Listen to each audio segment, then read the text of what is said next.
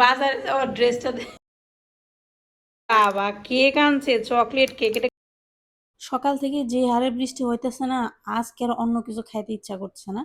আজকে হঠাৎ করে কি বানামো কি বানামো এই কথা মাথায় আসতেই মনে পড়ে গেল, আজকে এই বৃষ্টিতে যদি খিচুড়ি নাই খাই তাহলে বর্ষাকালে এসে লাভ কি বলেন তো। তাই বর মহাশয়কে জোর করেই ধাক্কে ধুক্কে পাঠিয়েছিলাম সকালবেলা বাজারে। বাজার থেকে পোলাওয়ের চাল নিয়ে আসছে। বাসায় আবার আমার সবসময় চিকেন থাকেই কম বেশি। তো চিকেনটা সকালবেলা বের করে মশলা টশলা রেডি করে রেখে দিয়েছিলাম। যেই বরমহাশয় চলে আসলো, রেডি করে রান্নাটাও শুরু করে ফেললাম।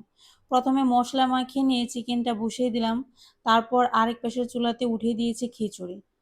যেহেতু দুইটা চুলা, সেহেতু দুই পাশে যখন দুইটা রান্না শুরু করব, রান্না হতে লাগবে মাত্র 1 ঘন্টা।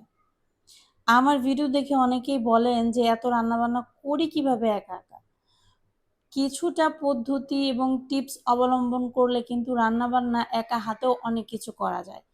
আমি অনেক কিছুই টুকটাক রেডিমেড বলতে পারেন, যেগুলো আমার সবসময় করা থাকে। যেমন মশলা বাটা, তারপর যেমন বিভিন্ন ধরনের জিনিস যেগুলো আমি এক্সট্রা করে করে রাখি, তাহলে আমার রান্না করতে অনেক কম সময় লাগে এবং একা হাতে দেখা যায় 4-5টা আইটেম আমার রান্না করা কোনো ব্যাপার না। এরকমই আর কি। একদিন আপনাদেরকে দেখাবো রান্নার শুরুতে আমি কিভাবে প্রস্তুতিগুলো নেই।